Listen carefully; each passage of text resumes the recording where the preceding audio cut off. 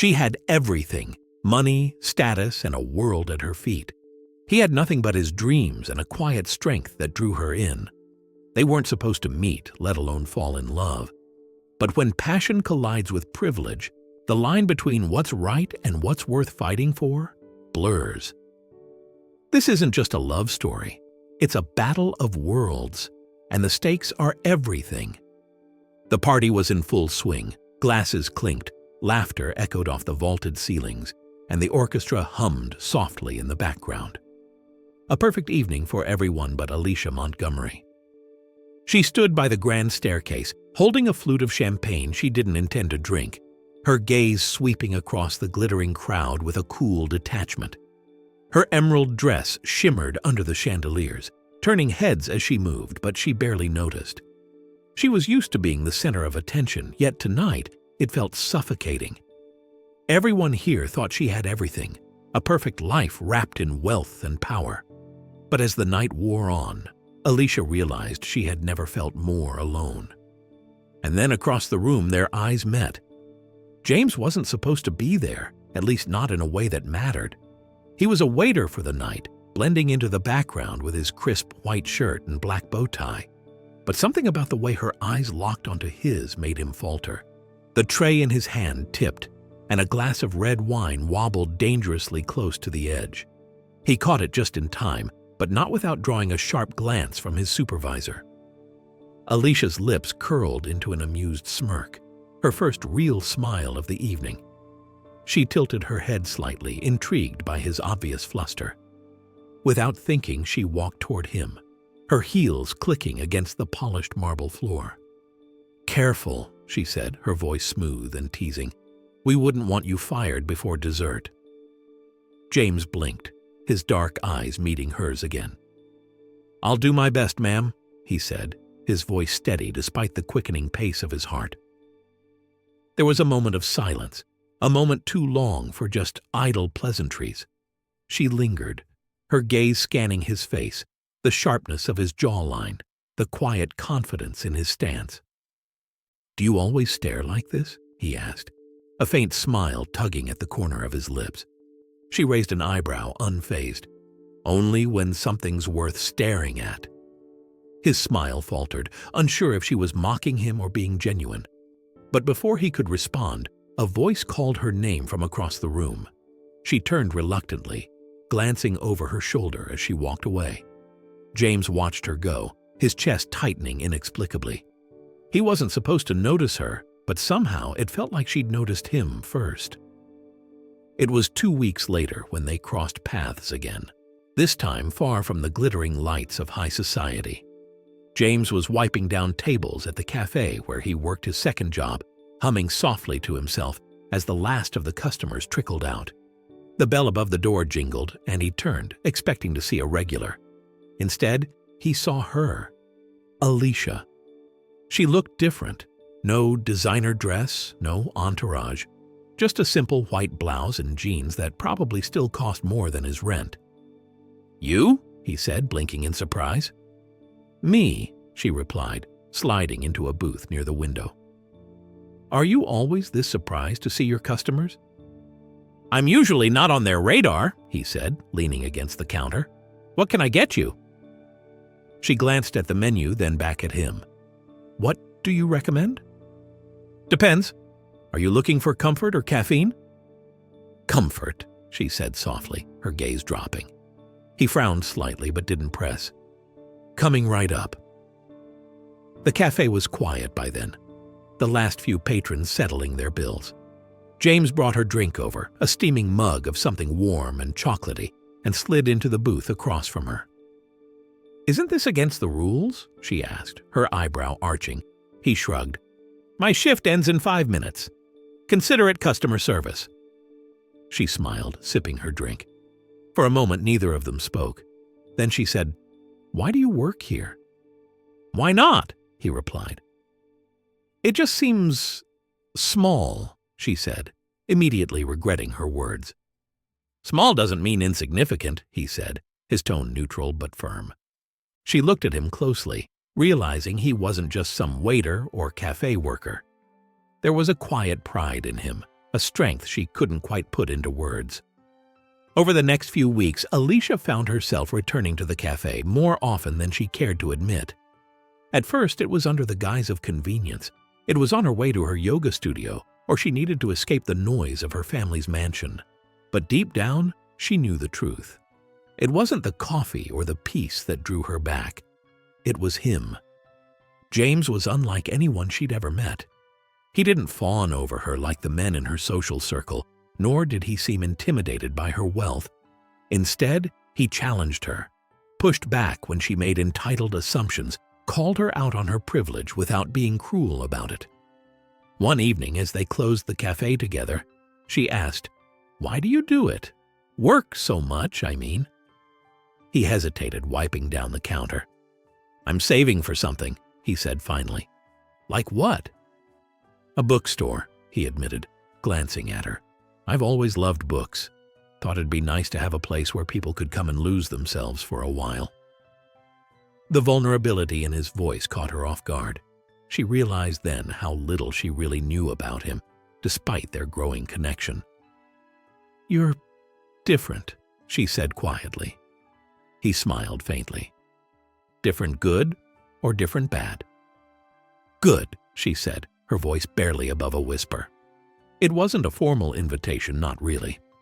One evening, as they walked out of the cafe together, Alisha turned to him and said, "Do you want to grab dinner? Somewhere that doesn't serve coffee?" James hesitated. "I don't think your usual places would let me in." "Then we'll go somewhere else," she said simply. They ended up at a tiny Italian restaurant tucked away in a quiet corner of the city. The kind of place with checkered tablecloths and candles stuck in wine bottles. The conversation flowed as easily as the wine. They talked about everything. Her love for art, his favorite books, the things that scared them, the dreams they were too afraid to say out loud. By the time they left, the air between them was charged, electric. He walked her to her car, and for a moment, neither of them moved. "I had a good time," she said softly. "Me too," he replied, his voice low. And then, before she could overthink it, she leaned in and kissed him. Their relationship wasn't something they planned. It just happened. It started with late-night phone calls and text messages that turned into hours-long conversations. Then came stolen moments at the cafe, dinners at quiet restaurants, and long walks through the city. But the more they fell for each other, the harder it became to ignore the chasm between their worlds. Alisha knew her father wouldn't approve. James knew he couldn't give her the life she was used to. But for a while, they ignored the whispers, the stares, the doubts. Alisha hadn't planned on falling so hard. What had started as curious attraction had blossomed into something she couldn't ignore. James had become her escape, her clarity, and her peace, all wrapped in one. The depth of their connection had surprised them both. By now, she was a regular at the cafe, often showing up in the evenings just as James's shift was winding down. One night, as they lingered in a quiet corner after closing time, she finally asked, "What about you, James? I feel like I'm telling you everything about me, and you're keeping secrets." He chuckled softly, leaning back in his chair. "I'm not that interesting." "You're wrong," she said, her tone serious. "Start talking." He sighed, running a hand through his dark hair. "All right, I grew up in the city, on the other side of it. My mom raised me and my two brothers alone after my dad walked out." Alisha leaned in, captivated. "That must have been tough." "It was," he admitted, his voice soft. "But my mom's a fighter. She worked 3 jobs to keep us in school. I did my best to help once I was old enough. We didn't have much, but we had each other." "Your mom sounds amazing," Alisha said. "She is," James replied, his smile tinged with pride. "She always pushed me to follow my dreams, even when it felt impossible." "And what's your dream?" He hesitated, then answered, "To own a bookstore, a place where people can escape, learn, and grow. Books were my escape growing up. I want to create that for others." Alisha smiled, a flicker of admiration lighting her eyes. "You'll do it," she said confidently. He raised an eyebrow. "What makes you so sure?" "Because I'll make sure you do," she said, leaning forward to kiss him. Their lips met, slow and tender at first, but quickly deepening as the tension that had built between them spilled over. When they finally pulled apart, both were breathless. Alisha visited James' apartment for the first time on a rainy Saturday evening.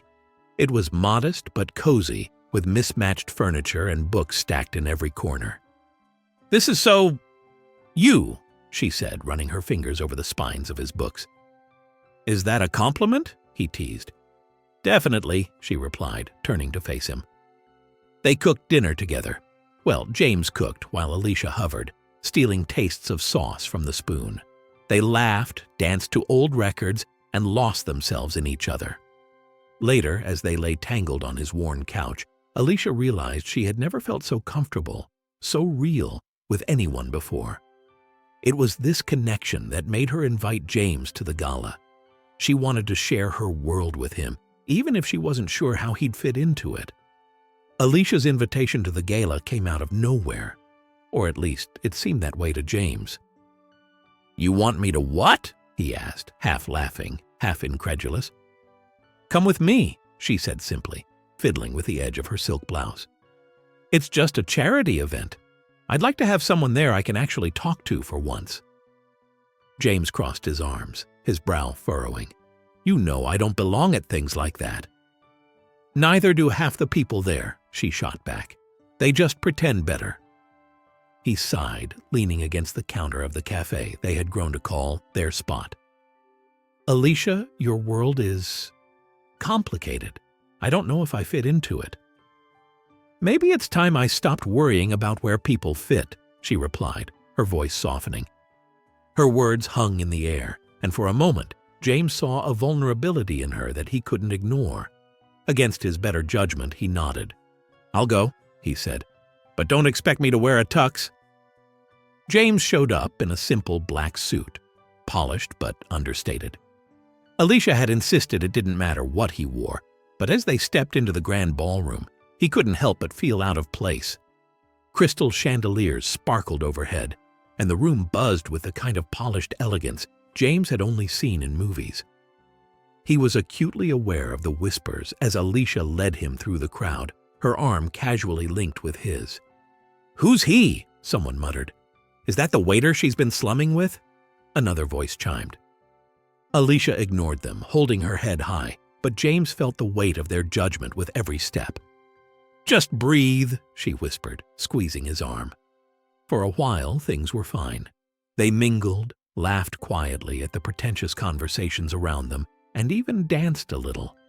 James was beginning to think he could survive the night until he ran into him. "Alisha, darling," said a tall, sharp-suited man with a smile that didn't reach his eyes. "Who's your friend?" "This is James," she said, her voice steady. "James," the man repeated, his gaze flicking over him like a predator sizing up its prey. "And what do you do, James?" "I work at a café," James replied coolly. There was a beat of silence, then the man laughed. "A café? How quaint." James clenched his jaw, but before he could respond, the man turned to Alisha. "You really do have a thing for charity cases, don't you?" "That's enough, Marcus!" Alisha snapped, her cheeks flushing with anger. But Marcus wasn't finished. "What's your angle, James? Hoping to marry into money? Or are you just along for the ride?" Before James could answer, Alisha stepped between them. "Leave him alone," she said, her voice low but sharp. "You don't know anything about him." The tension was palpable, and as Marcus walked away with a smug smirk, James felt a mix of anger and shame bubbling inside him. "Let's go," he said quietly, his hand slipping from hers. "James, I said let's go." The car ride home was silent. James stared out the window, his jaw tight, while Alisha fidgeted with the hem of her dress. And when they finally reached her apartment, she turned to him. "I'm sorry," she said softly. "Marcus is an ass. He had no right." "He's not the problem, Alisha," James interrupted. "The problem is that he's right. I don't belong in your world." "That's not true," she argued, her voice rising.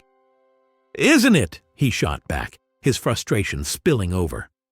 "Every person in that room looked at me like I was dirt under their shoes. Do you know what that feels like?"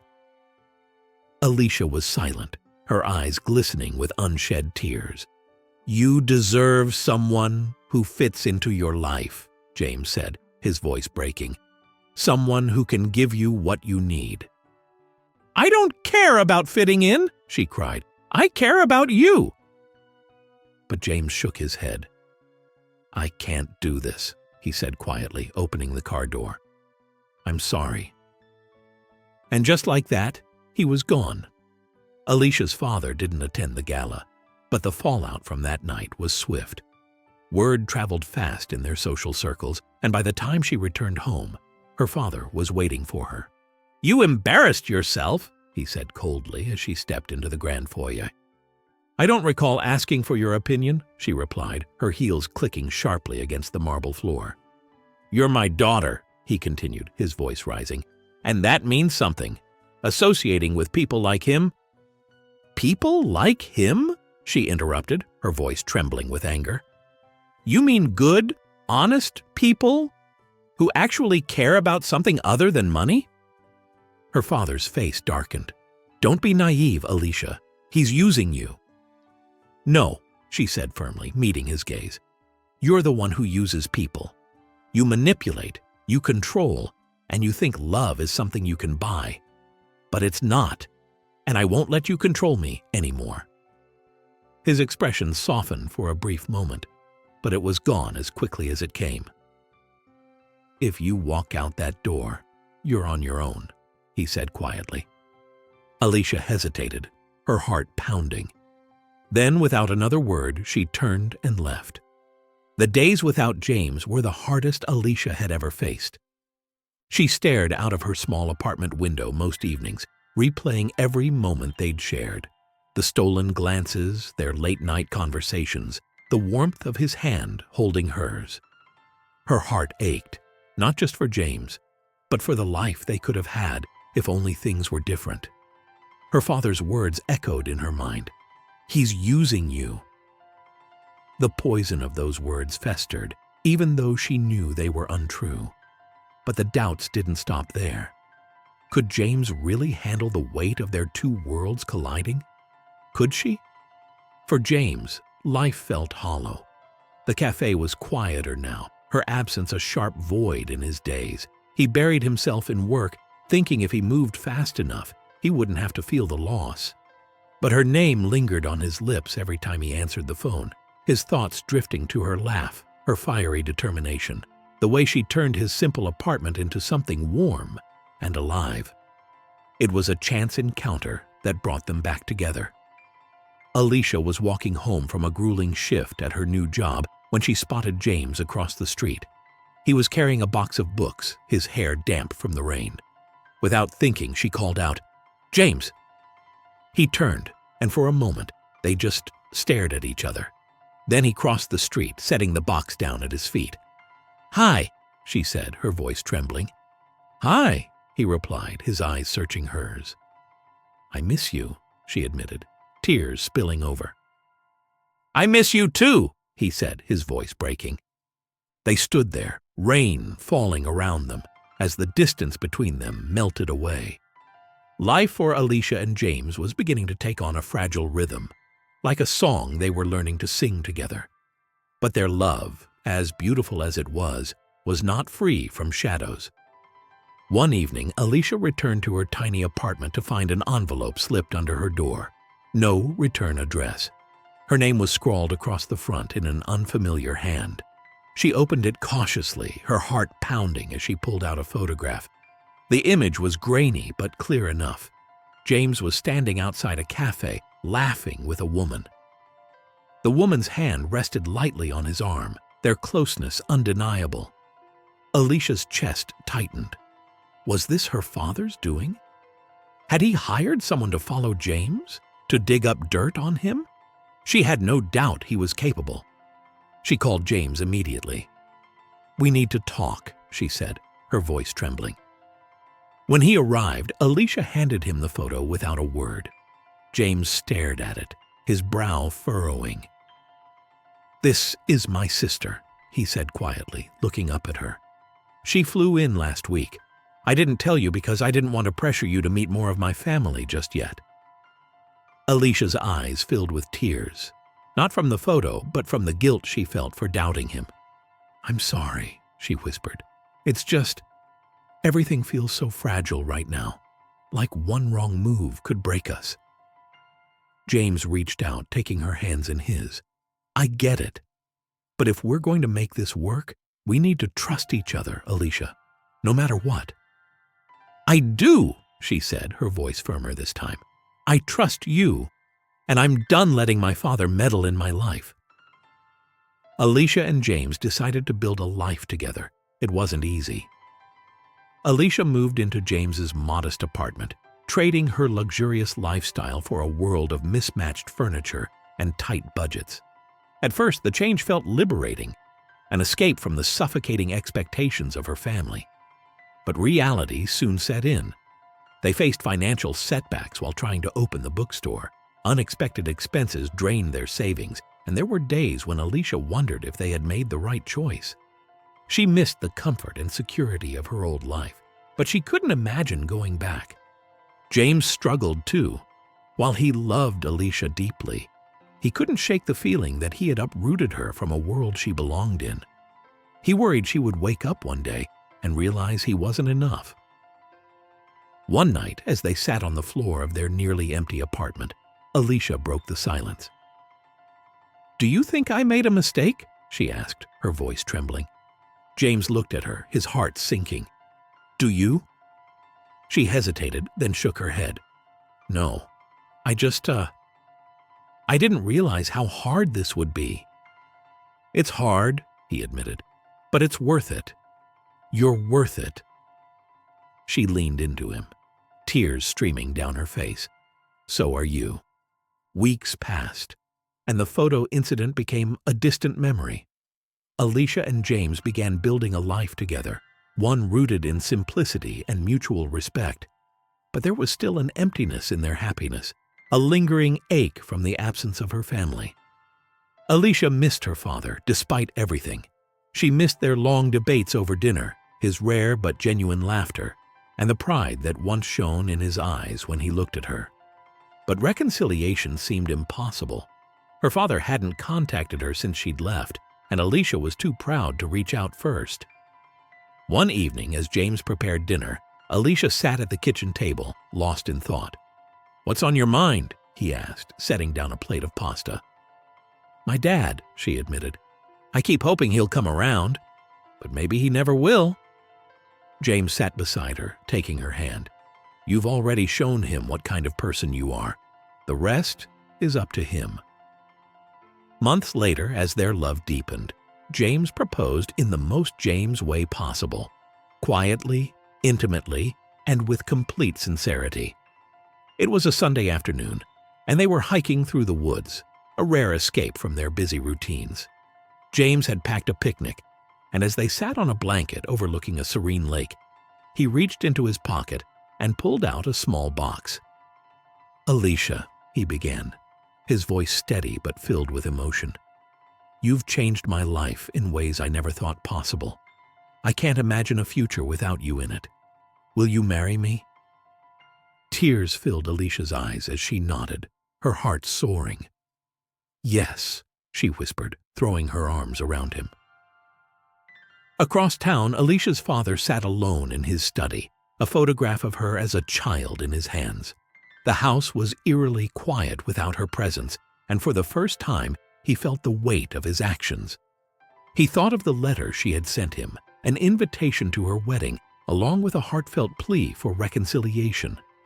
He hadn't responded. Pride had kept him from reaching out. But now, as he stared at her smiling face in the photograph, he wondered if he had made a mistake. The wedding was small but beautiful, held in a garden filled with wildflowers. James' family surrounded them with warmth and love, but Alicia's side of the aisle was conspicuously empty. She had sent her father an invitation along with a heartfelt letter, but he hadn't responded.